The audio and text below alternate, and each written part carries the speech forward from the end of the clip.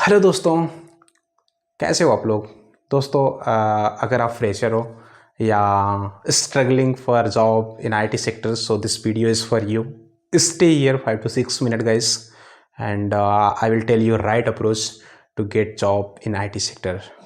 So guys, if you have completed your graduation, means already you have crossed your 24 years age. So guys, अभी अपने family में या आपके friends में कुछ लोग जॉब कर रहे होंगे और लोग एक्सपेक्ट भी आपसे ज़्यादा कर रहे होंगे, लाइक कि आप कोई जॉब करो.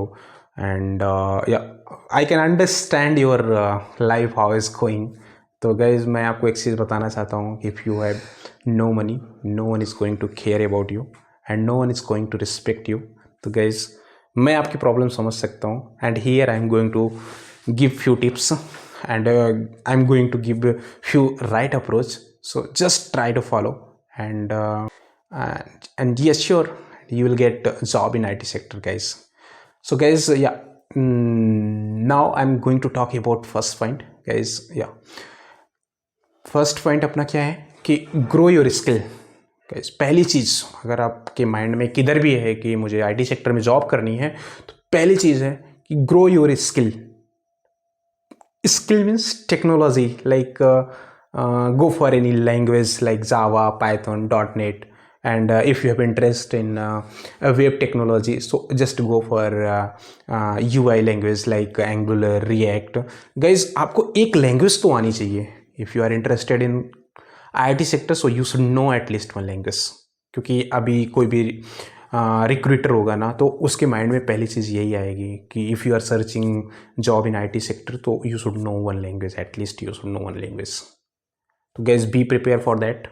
And one more thing, if you are going to grow your skill, so make sure you have to know about database also. So database means I'm just talking about SQL and NoSQL. So make sure guys, आप इनके बारे में भी थोड़ा आपको जानकारी होनी चाहिए, because all recruiter respect this thing. आपको कुछ ना कुछ तो पता होना चाहिए. I am not going to tell about कि just go and do the PhD, but आपको अवेयर, आपको कुछ तो कुछ पता होना चाहिए. बेसिक्स आपको पता ही होनी चाहिए, यू आर फ्रेशर ऑल्सो. तो पहली चीज़ ये थी कि आपको अपनी स्किल ग्रो करनी है, टेक्नोलॉजी समझनी है, लैंग्वेज थोड़ा बहुत पता होना चाहिए. You can go for any Java, C#, कुछ भी, जो भी आपको लगता है कि हाँ आपको इंटरेस्ट है इसमें, आप उसके लिए जाओ और कुछ बेसिक्स समझ के रखो. At least you should able to read the code. जो भी कोड लिखा है आप समझ पा रहे हो कहाँ exactly what is going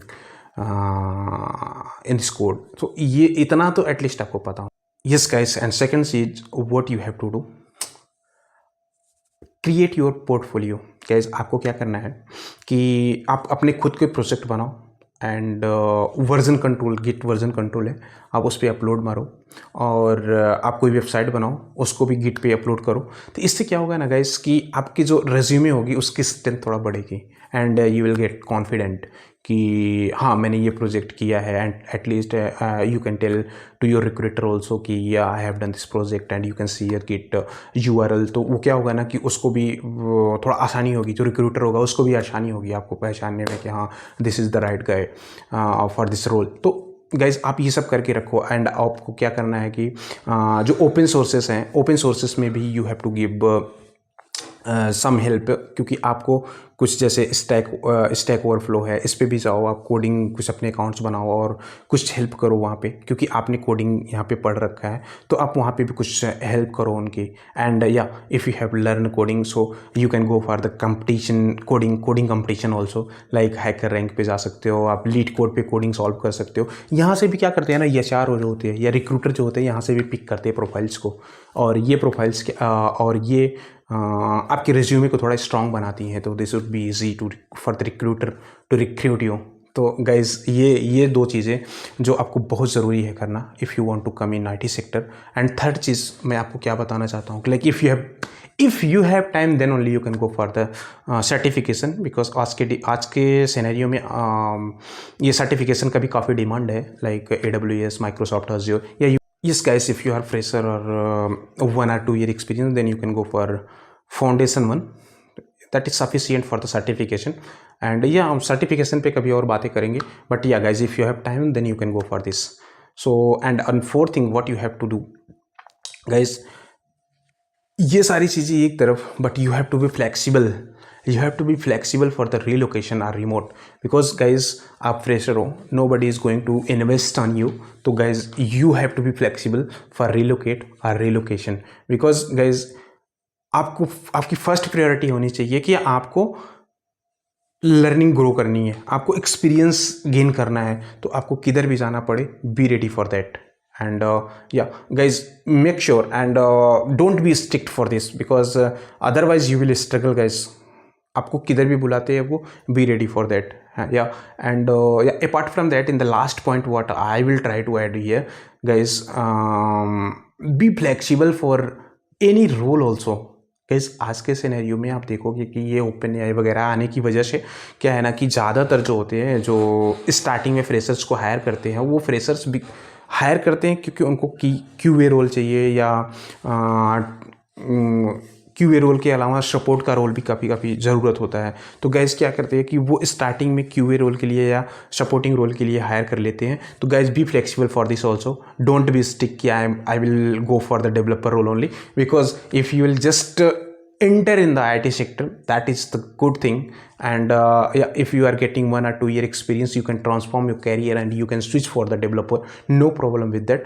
But yeah, in starting, if you are a fresher, so don't be stick for the developer or any other roles, क्योंकि ये क्या करेगा ना कि अगर आप स्ट्रिक्ट रहोगे ना तो this will create negative thing for the recruiter and they can reject your profile. B flexible for this also guys. Yeah guys अगर आप अभी तक हमारे वीडियो में बने हो तो really I will appreciate your patience, and yeah it would be very helpful for you guys if you are following this steps.